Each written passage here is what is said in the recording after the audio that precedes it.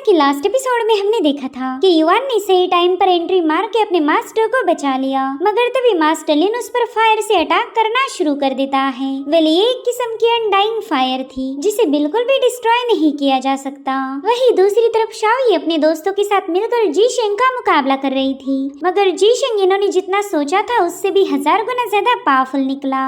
अब आगे तो इस एपिसोड की शुरुआत उसी सीन से होती जहाँ पर जी शेंग शाओई को खत्म करने के लिए उसकी तरफ आगे बढ़ने लगा, लेकिन उतने में उसे पीछे से मास्टर वांग की आवाज आई।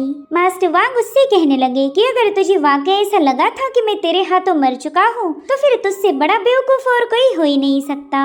मेरे जैसे बंदे को खत्म करने के लिए तुझे काफी ज्यादा मेहनत करनी पड़ेगी। और उतने में जी शेंग ने उन पर एक इनविजिबल अटैक किया। वेल इस हमले में अपनी कोई चमक नहीं थी, जिसके चलते मास्टर वांग बाल बाल उससे बच निकले। मास्टर वांग उससे कह रहे थे कि अरे वाह, तुमने तो एक सेकंड के लिए मुझे डरा ही दिया। तुम्हारी तलवार तो बिल्कुल आवाज नहीं करती। सच बताओ तो मुझे तुम्हारी ये मूव काफी ज्यादा इंटरेस्टिंग लगी। जिस पर जी शेंग कह रहा था कि तुम अच्छे से जानते हो मैं कितना बड़ा खतरनाक हूँ, लेकिन फिर भी तुमने मुझ पर स्ट्राइक चार्ज करने की जरूरत दिखाई। मेरे ख्याल से हम दोनों काफी ज्यादा मजे लेने वाले हैं। और उतने में मास्टर जी उस पर अटैक करने के लिए पहुंच जाती है। इधर शाओई अपने दोस्तों को जिंदा करने में लगी हुई थी, मगर उतने में शाओई पर कई सारी चट्टानों से हमले होने लगे, लेकिन उसमें से एक भी चट्टान शाओई को छू नहीं पाती, क्योंकि मास्टर किंग ने उसके आसपास एक शील्ड बनाई थी, जिसके चलते जी शेंग के सारे हमले नाकाम हो गए।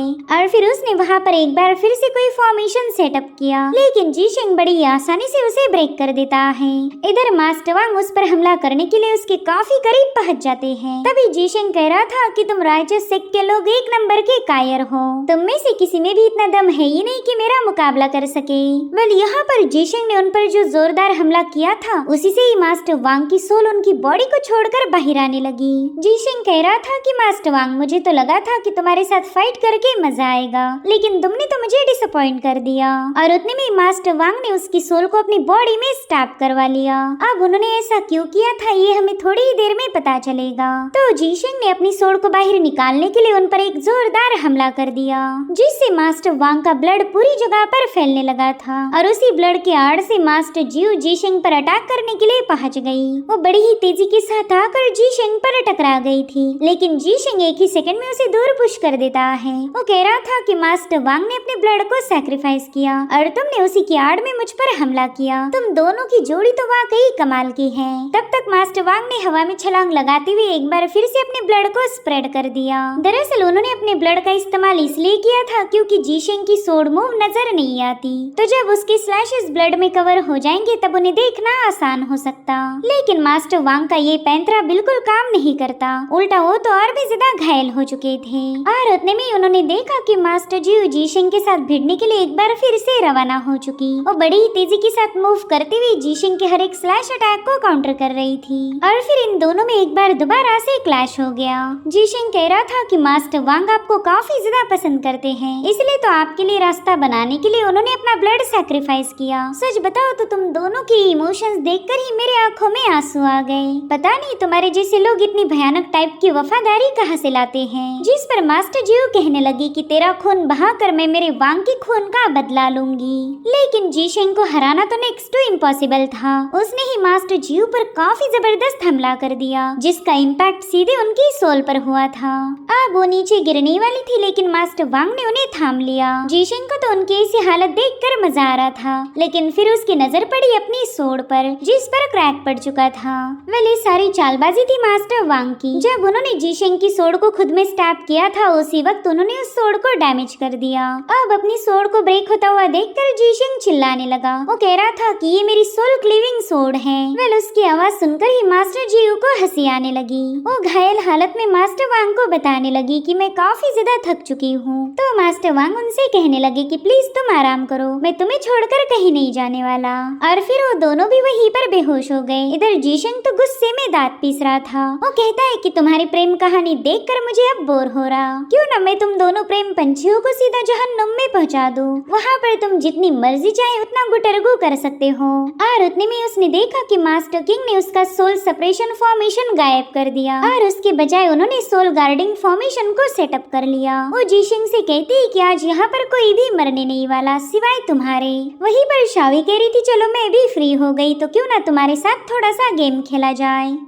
जिस पर जीशिंग कहने लगा कि हाँ इसी का तो मुझे इंतजार था, और इतना कहते साथ ही उसने वहाँ पर एक जोरदार धमाका कर दिया। अब उसके ऐसा करने की वजह से वहाँ पर ढेर सारी डस्ट फैलने लगी, जिसके चलते ये लोग जीशिंग को देख नहीं पा रहे थे। उन्हें तो बस जीशिंग की आवाज सुनाई दे रही थी जो कि काफी जोर जोर से हंस रहा था। वो कहता है शावी क्यों ना यहाँ आकर मुझे पकड़ के दिखाओ। तो शावी जिस डायरेक्शन से उसकी आवाज आ रही थी उसी पर अपने कोल्ड मून निडल से अटैक कर दिया, मगर जीशिंग यहाँ से वहाँ जंप लगाते हुए बड़ी तेजी के साथ उन निडल के अटैक को डॉज करने लगा। उसने शावी की हर एक मूव को फेल करते हुए उसी पर अपना सोर्ड स्लैश रिलीज कर दिया, जिसमें शावी घायल हो जाती है। तो मास्टर किंग ने अपनी एक और टेक्निक को एक्टिवेट कर लिया, इसे डस्ट रिटर्न सोर्ड कहा जाता था। अब उनके ऐसा करते साथ ही वहाँ मौजूद चट्टानें आपस में जुड़ने लगती है और फिर उन चट्टानों ने मिलकर एक हेवी सोर्ड को फॉर्म कर लिया, जिसकी मदद से मास्टर किंग सीधे जीशिंग पर अटैक कर देती है। हालांकि जीशिंग से टकराते साथ ही उस सोर्ड के टुकड़े हो गए और अब जीशिंग बड़ी तेजी के साथ उन पर हमला करने के लिए निकल पड़ा।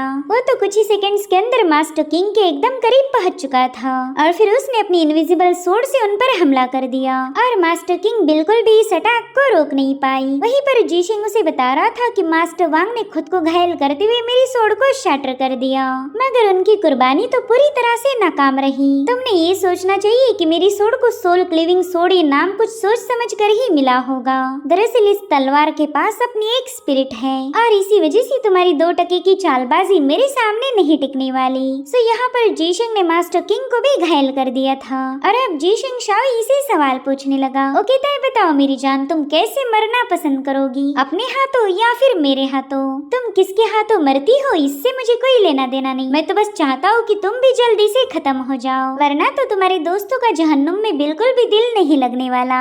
जिस पर शावी कहती कि चलो ये तो अच्छा हुआ कि तुमने इन सभी को नॉकआउट कर दिया, अब कोई हम दोनों के बैटल को देख नहीं सकता।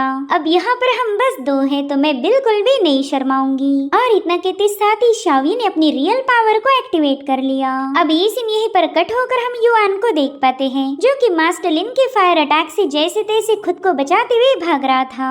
वेल ये दोनों एक्चुअल बैटल लोकेशन से काफी दूर पहुंच चुके थे। लिन युआन से कह रहा था कि तुझे यूं कुत्ते जैसा दुम दबाकर भागता हुआ देखकर मुझे मजा आ रहा, और उतने में ही युआन अचानक से ही अपनी जगह पर रुक जाता है। वो मास्टर लिन से कहता है टाइम प्लीज मुझे थोड़ा सा ब्रेक चाहिए, जिसके बाद वो अचानक से नॉर्मल होते हुए कहने लगा कि ज़ैंगियाओ तुझे यहाँ आने में देर हो गई। अब ये सुनकर मास्टर लिन थोड़ा सा कंफ्यूज हो गया। वो युआन से कहता है कि हम दोनों के अलावा यहाँ पर और कोई नहीं, पता नहीं तो किससे बात कर रहा, मेरे ख्याल से ज्यादा भागने की वजह से तेरा दिमाग खराब हो गया। और इतना कहते साथ ही लिन ने ब्लेजिंग टॉरेंट स्लैश को एक्टिवेट कर लिया, मगर वो स्लैशेस युआन पर हिट हो पाई इससे पहले उन्हें डिस्ट्रॉय किया जाने लगा। उन स्लैशेस पर मल्टीपल अटैक हो रहे थे, जिसके चलते वहाँ पर काफी जबरदस्त धमाके होने लगे और उतने में वहाँ पर ज़ैंगियाओ की आवाज गूंजने लगी। दरअसल उसी ने मास्टर लिन के अटैक को काउंटर किया था। वो युआन से कहता है कि तुमने 3 दिनों पहले ही मुझे पैगाम भेजा था और तुम्हारा पैगाम मिलते साथ ही मैं 10,000 मीलों का सफर तय करके यहाँ आया हूँ। खैर छोड़ो, तुम्हारे मुँह लगकर कोई फायदा नहीं होने वाला।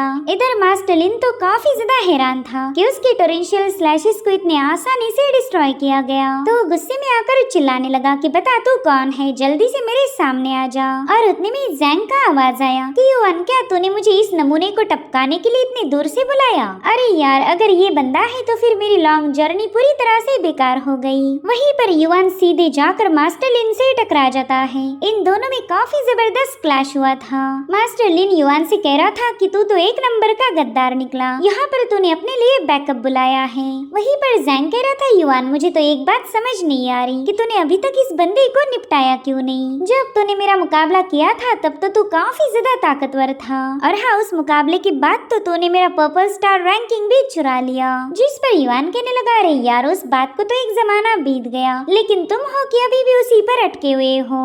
चलो बेवजह का टाइम पास छोड़कर मेरे सामने आ जाओ। तभी ज़ैंग उससे कहने लगा कि युआन जहाँ तक मैं जानता हूँ तेरे पास ना कोई स्पिरिचुअल पावर है और ना ही कल्टीवेशन, तो मैं सिर्फ एक ही बात समझ नहीं पा रहा पारा कि उस वक्त तूने मुझे कैसे हराया। वेल यहाँ पर मास्टर लिन की फटे में पड़ी थी। वो जानता है कि कभी भी उस पर स्नेक अटैक हो सकता है और उतने में ज़ैंग याओ ने पीछे से आकर सीधे उसका गला दबोच लिया। वहीं पर मास्टर लिन उसे गुस्से में पूछ रहा था कि आखिर तू है कौन। तो ज़ैंग उसे बताता है कि मैं टाइशुआन टावर के 3 स्टार्स में से एक हूँ। वैसे मुझे पर्पल स्टार ज़ैंग के नाम से भी जाना जाता है, लेकिन कुछ सालों पहले इस कमीने युआन ने मेरा टाइटल छीन लिया, तो तब से ही मेरा डिमोशन हुआ और अब मेरे पास हॉर्न स्टार का टाइटल है। दरअसल ज़ैंग अभी भी मास्टर लिन के सामने नहीं आया था और मास्टर लिन डेस्परेटली इस बंदे की शक्ल देखना चाहता है।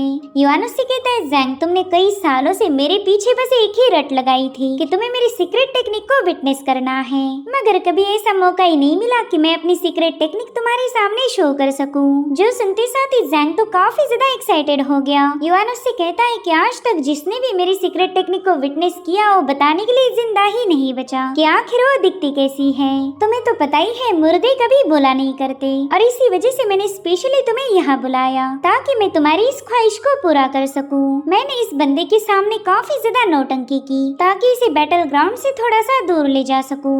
अब यहीं पर मास्टर लिन का किस्सा समाप्त हो जाएगा। जो सुनते साथ ही ज़ैंग ने फटाफट से मास्टर लिन को नीचे बिठा दिया। ज़ैंग मास्टर लिन से कह रहा था कि आज तुम्हारी वजह से मुझे मेरे दोस्त की सीक्रेट टेक्निक देखने को मिलेगी, इसलिए तुम एकदम खामोश रहोगे, बिल्कुल भी झटपटाना नहीं। जिसके बाद वो युआन से पूछने लगा कि बताओ तुम अपनी टेक्निक को दिखाने के बदले में मुझसे क्या चाहते हो। जिस पर युआन कह रहा था कि तुम्हें मेरे 3 कामों को अंजाम देना होगा। तो ज़ैंग भी फटाफट से इसके लिए राजी हो गया। वो कह रहा था, मेरे भाई तेरी सीक्रेट मूव को देखने के लिए तुम्हें बड़ी से बड़ी कीमत भी चुका सकता हूँ। और फिर उसने मास्टर लिन को सीधे युआन की तरफ पुश कर दिया। तो युआन ने भी अपनी तलवार को हवा में थ्रो कर दिया। वो ज़ैंग से कह रहा था, मेरे भाई अब केयरफुली ऑब्जर्व करना क्योंकि ये शो बस एक ही बार टेलीकास्ट होगा। और इतना कहते साथ ही युआन ने अपना हाथ सीधे मास्टर लिन के आर पार घुसा दिया। उस मुक्के को देखते साथ ही मास्टर लिन कहने लगा कि ये तो हेवनली डीमन का हाथ है। और फिर जैसे युआन ने अपना हाथ पीछे खींचा, मास्टर लिन की वहीं पर मौत हो गई। इधर बेचारा ज़ैंग तो अभी भी युआन की तलवार को ही घूर रहा था जो कि हवा में स्पिन हो रही है। और फिर जैसे उसने मास्टर लिन को देखा तब तक वो मर चुका था। इसलिए ज़ैंग युआन से कहता है कि यार तो 1 नंबर का चीटर है, तूने जानबूझकर अपनी तलवार को हवा में थ्रो किया। मैं तो बेवकूफों जैसा बस उस तलवार को ही घूरी जा रहा था और तब तक तूने अपना काम कर लिया। ये तो क्लियरली चीटिंग है। कमीने कही कि तूने मुझे इतना लंबा सफर तय करके यहाँ बुलाया और यहाँ आते साथ ही मुझे चूना लगा दिया। जिस पर युआन कहता है, मेरे भाई मैंने बोला था कि मैं तुम्हें मेरी सीक्रेट मूव दिखाऊंगा, उसमें मैंने तलवार का जिक्र नहीं किया था। अब मैं तलवार थ्रो करूँ या ब्रेक करूँ तुमने उस पर ध्यान नहीं देना चाहिए था। तुमने तो पूरा फोकस मुझ पर रखना चाहिए था। खैर तुम्हें मौका दिया था लेकिन तुमने उसे मिस कर दिया। अब तुम दोबारा कभी भी मेरी सीक्रेट टेक्निक को देख नहीं पाओगे। तो ज़ैंग उसके साथ झगड़े करते हुए कहने लगा कि तेरी नौटंकी नहीं चलने वाली, चल फटाफट से अपनी मूव दिखा। जिस पर युआन कह रहा था कि मैंने तुझे मौका दिया था, अब तू चूक गया, इसमें मेरी कोई गलती नहीं। तो ज़ैंग उससे कहने लगा कि मैंने हमेशा अपने वादों को निभाया है, सब मजबूर होकर मुझे तेरे 3 कामों को पूरा करना होगा। तो चल कमीने जल्दी बता तू मुझसे क्या चाहता है। जिस पर युआन कहने लगा कि सही वक्त आने पर मैं तुम्हें तुम्हारा मिशन बता दूंगा। उतने में ज़ैंग उससे पूछने लगा कि बताओ मेरी भाभी जान कहाँ पर है। अब ये मत बोलना कि तू मेरी भाभी को गुंडों के बीच में अकेला छोड़कर आया, वरना मैं तेरी मार मार के हालत खराब कर दूंगा। जिस पर युआन कह रहा था कि अगर तेरी भाभी जान को 100 गुंडों के बीच में भी भेज दिया तो उन गुंडों की शामत आ जाएगी। वो जितनी भोली भाली दिखती है उतनी ही ज्यादा भयानक है। दरअसल मैं उसे अकेला छोड़कर इसलिए आया ताकि वो अपनी सीक्रेट टेक्निक का इस्तेमाल कर सके। तो अब मैं भी चुपके से उसकी सीक्रेट मूव को चेक करूंगा।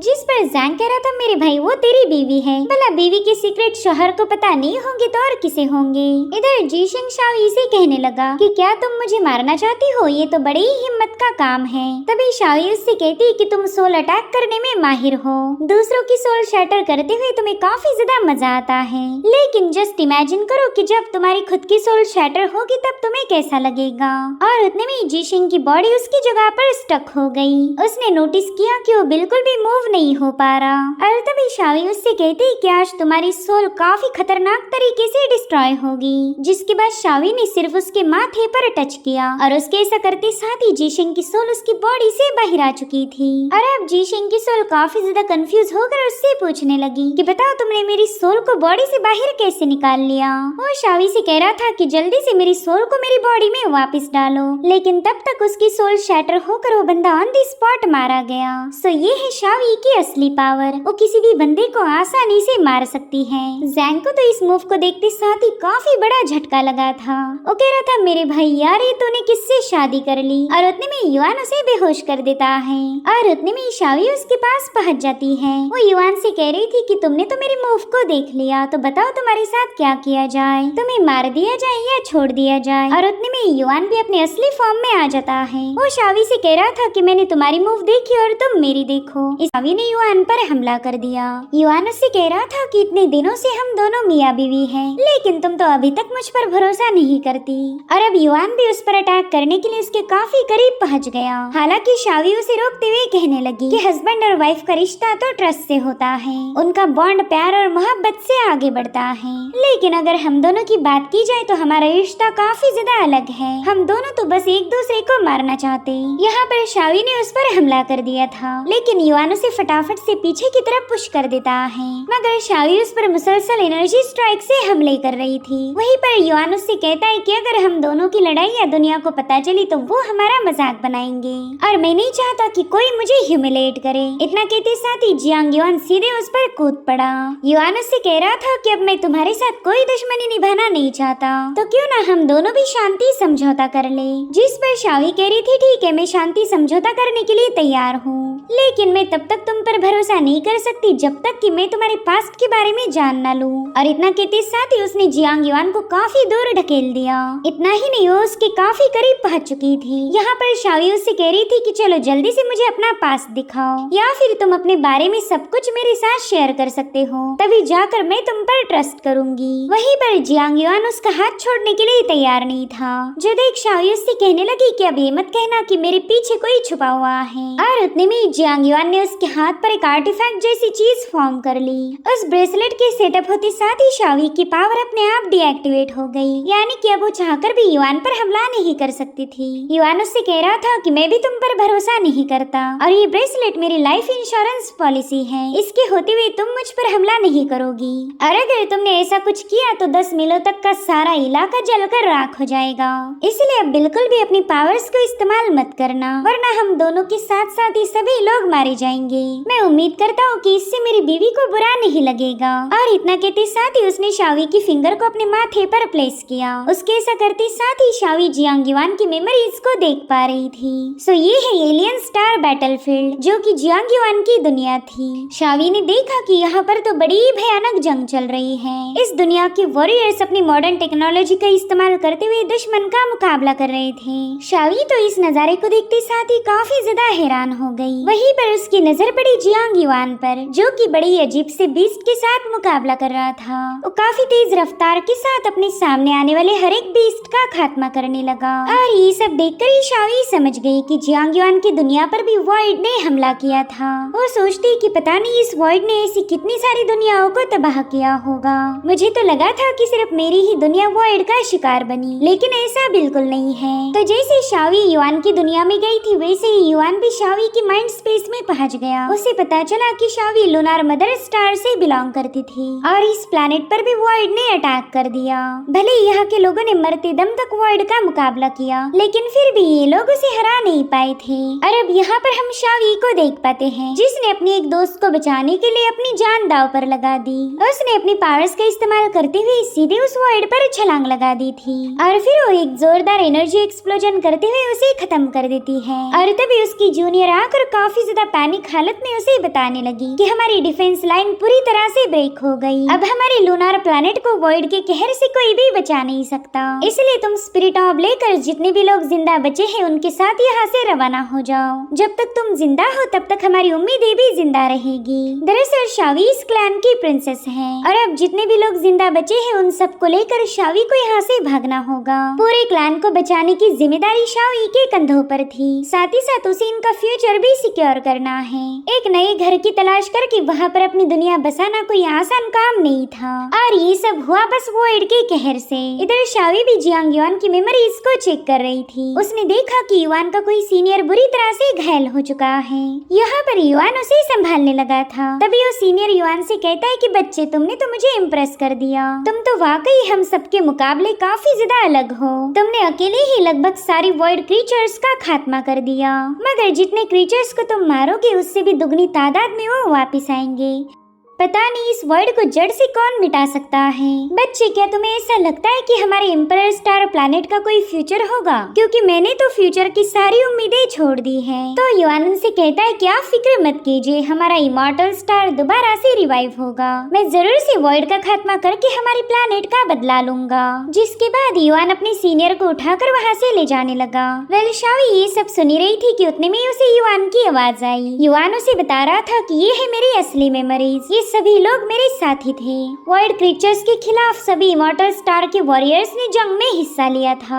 जैसे वॉइड ने तुम्हारी दुनिया को तबाह किया, वैसे इसने मेरी दुनिया को भी डिस्ट्रॉय कर दिया। और इसी वजह से मैंने ठान लिया था कि जब तक मैं वॉइड का नामो निशान नहीं मिटा दूंगा तब तक मैं खामोश नहीं बैठने वाला। जिस पर शावी कहती कि मैं भी लूनार मदर स्टार से बिलोंग करती हूँ। मेरे क्लैन का नाम था टियानजियांग क्लैन और उस क्लैन से सिर्फ मैं ही एक आखिरी पर्सन जिंदा बची हूँ। एक बार मैं वॉइड को खत्म करूँ तो मेरे क्लैन को दोबारा से रिबॉर्न करवा सकती हूँ। सो फाइनली इन दोनों ने एक दूसरे को अपनी हकीकत बता दी थी। युआन से कहता है चलो आज मैं तुम्हें अपना असली परिचय देता हूँ। मैं हूँ एम्परर स्टार एलाइट फोर्सेस का सार्जेंट मेजर जियांग युआन। तो शावी भी उसके साथ हाथ मिलाते हुए बताने लगी कि मैं हूँ टियानजिंग स्पिरिट क्लैन की एम्प्रेस शावी। जियांग युआन उससे कह रहा था कि भले ही हम दोनों अलग अलग प्लैनेट से बिलोंग करते, लेकिन हमारा मकसद तो एक ही है, वॉइड क्रीचर्स का खात्मा करना। तो क्यों ना हम दोनों एक साथ मिलकर अपने अपने मिशन को पूरा कर ले। जिस पर शावी कह रही थी हाँ बिल्कुल, हम दोनों एक साथ मिलकर अपने मिशन को कंप्लीट कर सकते हैं। बस एक बात याद रखो, ना तुम मुझे धोखा दोगे और ना मैं तुम्हें। सो इस तरह से फाइनली जियांग युआन और शावी में दोस्ती हो गई। मगर उतने में उन्हें एल्डर किंग की आवाज आई। वो कह रही थी कि अगर तुम दोनों इस तरह से काम करोगे तो फिर कभी भी वॉइड को डिस्ट्रॉय नहीं कर सकते।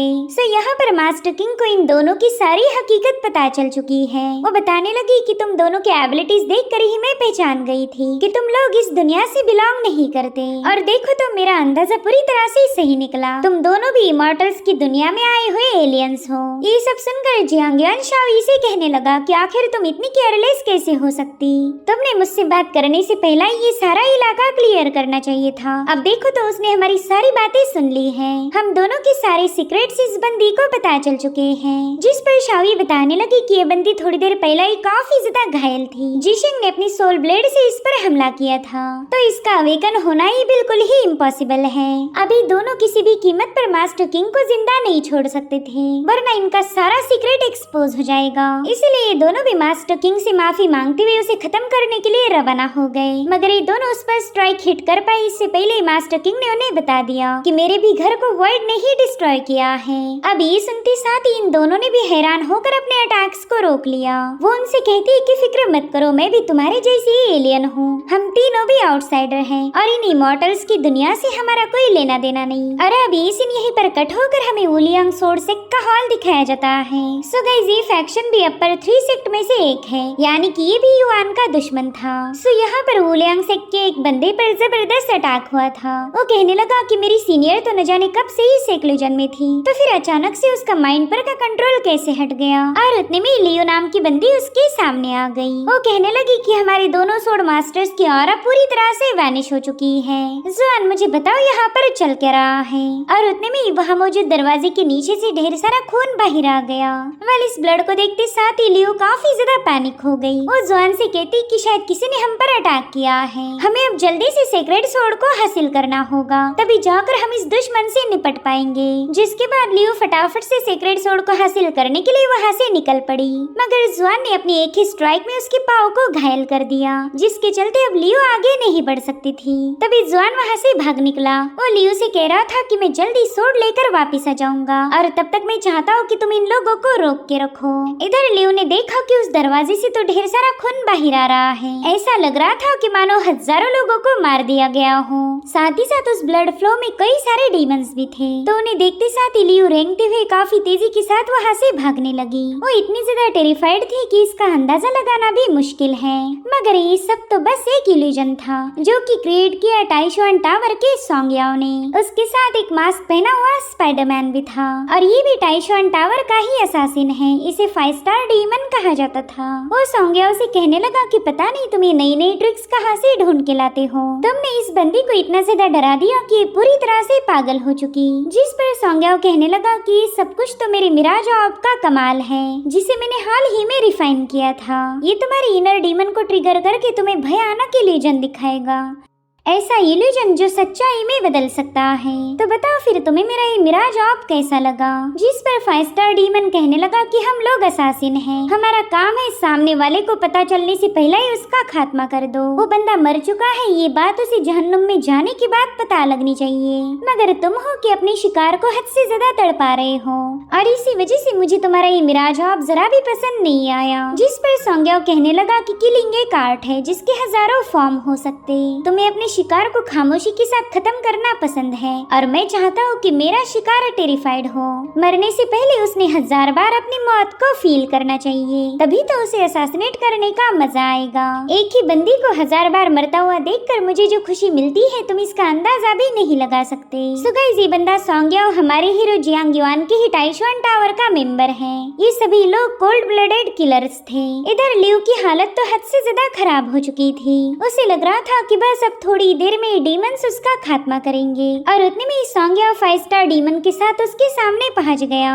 लियू उनसे घबराते हुए पूछने लगी कि बताओ तुम लोग कौन हो और तुम हमारे वुलियांग सेक्ट में क्यों आए हो। जिस पर सोंग कहने लगा कि मैं हूँ टाइशुआन टावर का 3 स्टार ऑपरेटिव सोंगयाओ। मैं यहाँ पर तुम्हें कलेक्ट करने आया हूँ। और अब ये सीन यही पर कट होकर हम वुलियांग फैक्शन की सबसे पावरफुल तलवार को देख पाते हैं। वेल, इसका नाम था फ्लेम सोर्ड। तो इसे हासिल करने के लिए जुआन उसके पास पहुँच जाता है। जुआन कह रहा था कि मैं जानता हूँ ये सब कुछ टाइशुआन टावर की चालबाजी है, लेकिन जैसे ही सीक्रेट सोर्ड मेरे हाथ में आएगी फिर कोई मेरा कुछ भी बिगाड़ नहीं सकता। और इतना कहते साथ ही उसने उस तलवार को ग्रैब करने की कोशिश की, लेकिन फ्लेम सोर्ड उससे काफी ज्यादा दूर पहुंच चुकी थी। तो जुआन एक बार फिर से उसे हासिल करने की कोशिश करने लगा, लेकिन वो सोर्ड दोबारा से उससे दूर चली गई। जुआन अब काफी ज्यादा परेशान हो रहा था कि आखिर वो फ्लेम सोर्ड को हासिल क्यों नहीं कर पा रहा। पहला तो सोर्ड उसके पास थी, लेकिन जब वो उसके पास चला जाए तब वो अचानक से दूर हो जाती। तो जुआन उसकी तरफ भागते हुए कहने लगा कि प्लीज मेरे पास आ जाओ, आज मुझे तुम्हारी काफी ज्यादा जरूरत है। दरअसल वो भी सोंगयाओ की मिराज ऑफ का शिकार हो चुका था।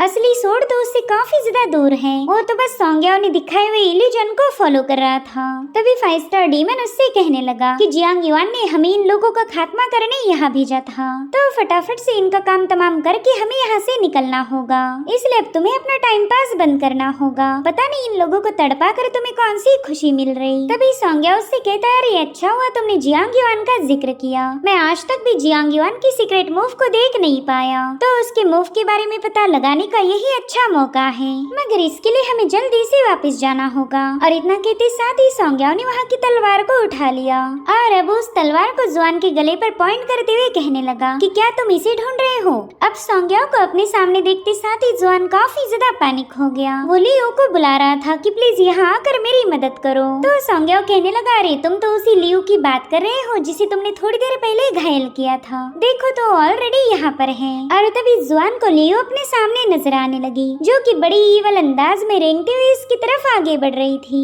वो उससे कहती, मेरे दोस्त तुम फिक्र मत करो, मैं जरूर से तुम्हें बचा लूंगी। मगर उसे देखते साथ ही जुआन डर के मारे पीछे हटने लगा। वो कह रहा था कि मेरे करीब भी मत आना। जिस पर लियू कह रही थी कि अरे तुमने ही तो मुझे यहाँ बुलाया था ताकि मैं तुम्हारी मदद कर सकूं। और हाँ, मैं जरूर से तुम्हें बचा लूंगी, बस उसके लिए मुझे तुम्हारी टांगों की जरूरत पड़ेगी क्योंकि मेरी तो तुमने काट दी थी। और फिर क्या लियू ने खुद उस पर हमला कर दिया। सो इस तरह से सोंगयाओ ने इन दोनों बंदों को बड़ी खतरनाक इल्यूजन्स दिखाकर ब्रूटली खत्म कर दिया। जियांग युआन के क्लैन का हर एक बंदा एक नंबर का बेरहम है। ये बात आज साबित हो गई। यहाँ पर सोंग्याओ कह रहा था कि इन बेवकूफों को मारकर मुझे काफी ज्यादा बोर हुआ। मुझे तो कोई ऐसा बंदा चाहिए जिसके साथ मुकाबला करने का मजा आए, मगर इस दुनिया में तो एक ही ऐसा बंदा है जिसके साथ मुकाबला करना दिलचस्प होगा।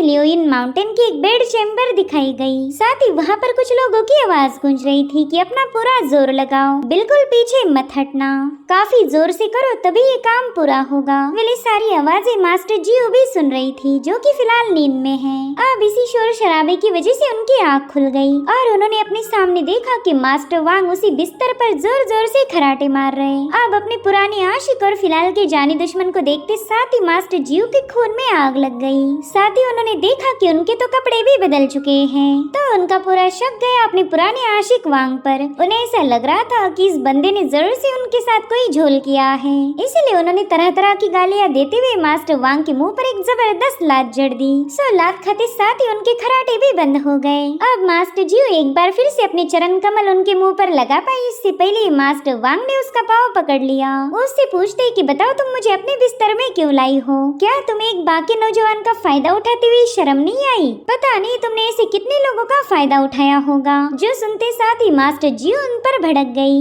वो कहती कि जब से हम दोनों के रास्ते अलग हुए तब से मैंने किसी को मुंह नहीं लगाया।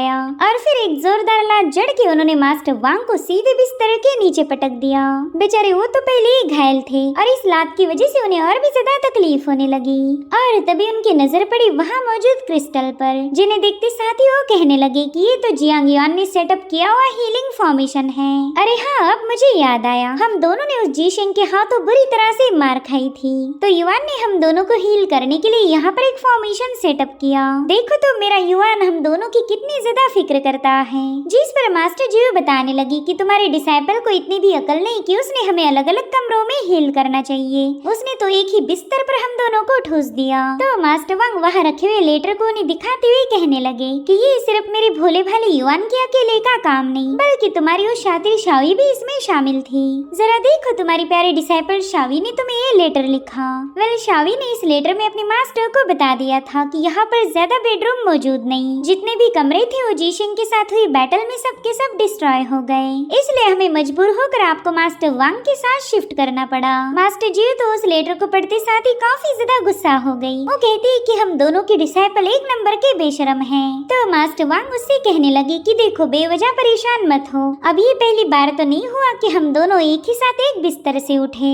उस वक्त भी हम दोनों के बारे में किसी को पता नहीं चला था और इस बार भी किसी को पता नहीं चलने वाला। वैसे भी हम दोनों एक कमरे में हैं, ये बात हमारे डिसाइपल्स के अलावा और कोई नहीं जानता, तो हम अलग अलग टाइम पर कमरे से बाहर जाएंगे। इस तरह से किसी को हम पर शक नहीं होने वाला। और उतने में कंस्ट्रक्शन वाले लोगों ने वहाँ की दीवार को ब्रेक कर दिया और फिर क्या इन दोनों को एक साथ देखते साथ ही इन लोगों की आंखें फटी की फटी रह गई। वो लोग समझ गए थे कि इन दोनों की सेटिंग चल रही। बेचारे मास्टर वांग तो इतने ज्यादा मायूस हो गए कि वो अब किसी को मुंह दिखाने के लायक नहीं थे। और अब ये सीन यहीं पर कट होकर हमें शीसोड मैनर का कल्टीवेशन चेम्बर दिखाया गया। वेल यहाँ पर शावी मास्टर किंग से कहने लगी कि क्या आपका मतलब ये है कि हम तीनों एक ही सेम ओरिजिन से बिलोंग करते हैं? आपके हिसाब से हम सेम ओरिजिन से हैं, बस हमारी ब्रांचेस अलग अलग थी। वहीं पर युआन बताने लगा कि मैं एम्परर स्टार से बिलोंग करता हूँ, जो कि इस इमॉर्टल कल्टीवेशन रल्म से हजारों लाइट ईयर्स दूर है।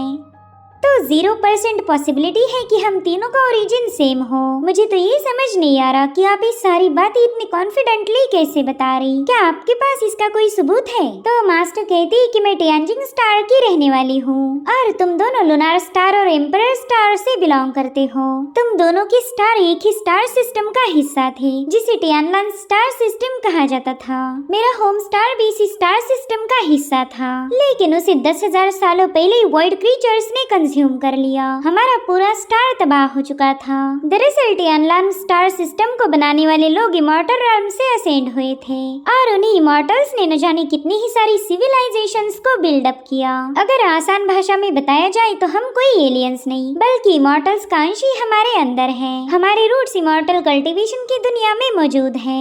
जब मेरा स्टार डिस्ट्रॉय हुआ था तब हमारे न जाने कितने ही सारे लोग एक दूसरे से बिछड़ गए। साथ ही हमारे पास जो कल्टीवेशन की एबिलिटी थी थी वो भी समय के साथ लॉस्ट हो गई। जो लोग एक जमाने में पावर हाउस थे वो अब किसी न किसी स्पिरिचुअल बीस्ट में तब्दील हो गए। उनकी मजबूरी तो ये है कि वो कल्टीवेट करके अपना ह्यूमन फॉर्म भी दोबारा से अचीव नहीं कर सकते। लेकिन अगर बात तुम दोनों की जाए तो तुम दोनों के पास अभी भी मौका है, तुम वॉइड का मुकाबला कर सकते हो। हमारी दुनिया के लोग मानते थे कि वॉइड एक इनविंसिबल है जिसे कोई हरा नहीं पाएगा, मगर ये बात पूरी तरह से झूठ थी। अगर तुम दोनों वॉइड को हराना चाहते हो तो ये पॉसिबल है, लेकिन इसके लिए तुम्हें मेरे साथ काम करना होगा। इसके लिए तुम्हें कल्टीवेशन को शुरू करना होगा, और वो तभी हो सकता है जब तुम अपनी डिवाइन सोल पावर को अवेकन कर सको। अगर कल्टीवेशन की पावर्स तुम्हें हासिल हो जाए तो तुम काफी आसानी के साथ शिखर तक पहुंच जाओगे, और फिर हम एक साथ मिलकर वॉइड का मुकाबला कर सकते। अब ये सारा डिस्कशन होने के बाद हम जियांग युआन को देख पाते हैं, जो कि बाबा रामदेव जैसा योगा कर रहा था। इनफैक्ट शावी भी ऐसी ही किसी पोजीशन में स्टक थी। युआन कहता है कि मास्टर किंग, क्या आप मुझे बता सकते हो कि इस सब का क्या फायदा है? आप चाहती हो कि हम दोनों कल्टीवेट करें, तो फिर यू बेवजह का योगा करवा के हमारी हड्डियों के पीछे क्यों लगी हो? तभी शावी उनसे पूछने लगी कि क्या वाकई इस पोजीशन को होल्ड करने से हमारी डिवाइन सोल पावर एक्टिवेट हो जाएगी, क्योंकि मुझे तो अपनी बॉडी में हड्डियों की चरमराहट के अलावा और कोई पावर महसूस नहीं हो रही। जिस पर मास्टर किंग ने जवाब दिया, ना, इसके बारे में तो मैं भी नहीं जानती। अभी सुनते साथ ये दोनों फटाफट से योगा पोजीशन से बाहर आ गए, और फिर क्या ये दोनों अपनी हड्डियों को ठीक करते हुए मास्टर किंग को धोने निकल पड़ते हैं। तो मास्टर किंग उन्हें बताने लगी कि देखो, डिवाइन सोल पावर को हासिल करना बच्चों का खेल नहीं, इसके लिए तुम्हें अपनी माइंड और बॉडी को पूरी तरह से शांत करना होगा। तुम्हारा स्पिरिट और फ्लेश पूरी तरह से एक होना चाहिए। मगर फिर भी ये दोनों उसकी तरफ आगे बढ़ रहे थे। सो उन दोनों के हाथों मार खाने से पहले मास्टर किंग ने उन्हें बता दिया कि मेरे पास एक और मेथड है जिसे लिंगशी गाइडेंस मेथड कहा जाता। उस टेक्निक का इस्तेमाल करते हुए तुम अपनी सोल पावर को महसूस कर पाओगे। जिस पर शावी कहने लगी कि मास्टर किंग, बेवजह की झूठ मत बताओ। देखो, मैं लूनार स्टार से बिलोंग करती हूँ, और हमारी खासियत ये थी कि हम बड़ी तेजी के साथ किसी भी एनर्जी को सेंस कर सकते। आपने अभी भी हमें जो केचुए जैसा टेढ़ा मेढ़ा किया था उससे कोई फायदा नहीं हुआ। तो मास्टर किंग स्माइल करते हुए कहने लगी कि अगर तुम्हें कुछ महसूस नहीं हुआ तो कोई बात नहीं, मेरे पास एक और जबरदस्त मेथड है जो कि तुम दोनों पर काफी अच्छे से काम करेगी। लेकिन उसका यूज करने से पहले ही मैं तुम दोनों को बताना चाहती हूँ कि वो मेथड काफी ज्यादा खतरनाक है। हो सकता है कि उससे तुम्हारी जान खतरे में पड़ जाए। जिस पर मास्टर कहने लगी कि अगर मैं वो मेथड ट्राई करके अपनी डिवाइन सोल पावर को हासिल कर पाती तो भला मैं तुम्हारे सामने इसका जिक्र क्यों करती। इनफैक्ट हम लोग यहाँ पर होते ही नहीं। उस मेथड ने मुझ पर काम नहीं किया, लेकिन हो सकता है कि वो तुम पर काम कर जाए। अभी सीन यहीं पर कट होकर हमें दोबारा से लियोइन माउंटेन दिखाया गया, जहाँ पर कंस्ट्रक्शन का काम काफी जोरों शोरों के साथ चल रहा था। टाइशुआन टावर और जियूशान सेक्ट के लोग एक साथ मिलकर एक नए सेक्ट को एस्टेब्लिश कर रहे थे, जहां पर शावी का जियूशान सेक्ट एस्टेब्लिश होगा। और अब यहाँ पर टाइशुआन टावर का जुआन जियूशान सेक्ट की वांगी से कहने लगा कि हमारा बुड्ढा और तुम्हारी बुड्ढी का चक्कर चल रहा। आज सुबह सुबह वो दोनों एक ही कमरे में पकड़े गए। इसका मतलब तो ये हुआ कि अब हम लोग फैमिली हैं, इसलिए हमारा तुम्हारा करने का कोई फायदा नहीं होगा। तो वांगी उसे बताती है कि एक हस्बैंड का काम होता है पैसा कमा के घर लाओ, और बीवी का काम होता है पैसे से घर को मैनेज करो। इसलिए हम लियोइन माउंटेन के हर एक रिसोर्सेस पर कब्जा करेंगे।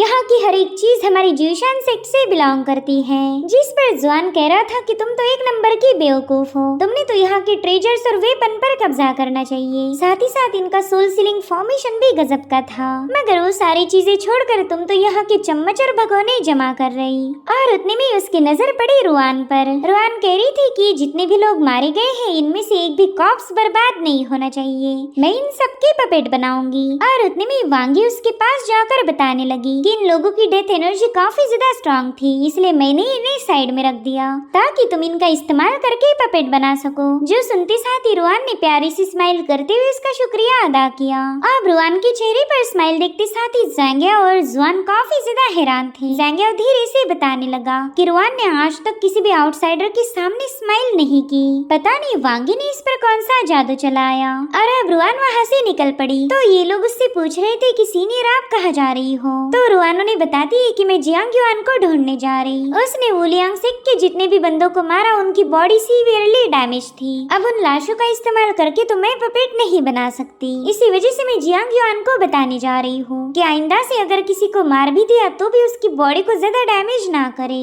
अब रुआन के वहाँ से जाते साथ ही ज़ैंगिया ने चैन की सांस ली। वो कह रहा था कि पता नहीं मुझे इस बंदी से इतना ज्यादा डर डर क्यों लगता?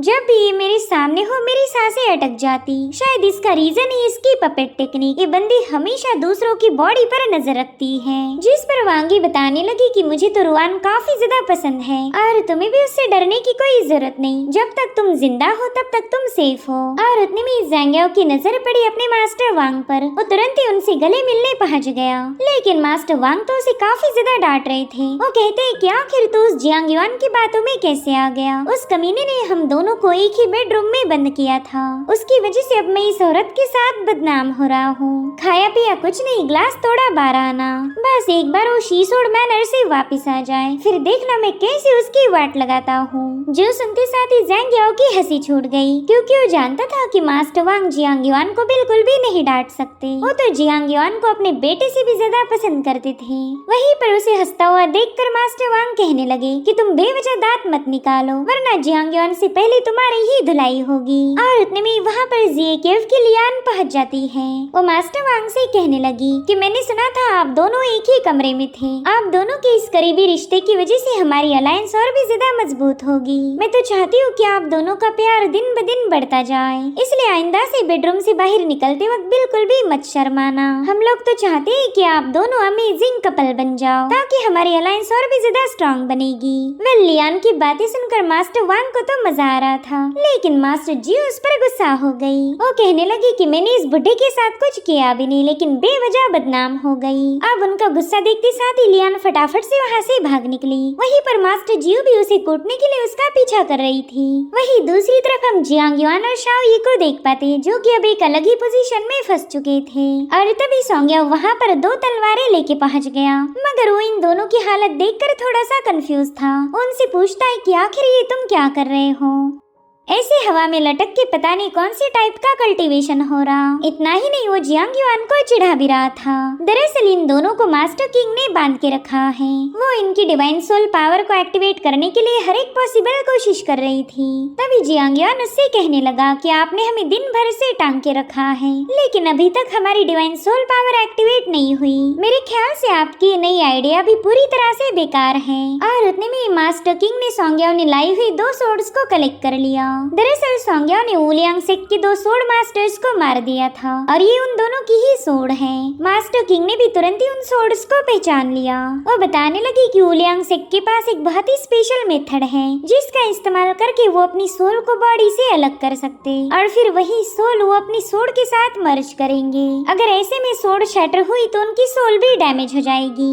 ये तो डिमोनिक कल्टीवेशन की बात है, जिसमें इवल आर्ट का यूज किया जाता। इधर जियांग युआन अब काफी ज्यादा इरिटेट हो गया था, इसलिए उसने अपनी हिडन नाइफ का इस्तेमाल करते हुए फटाफट से उन रिबन्स को काट दिया।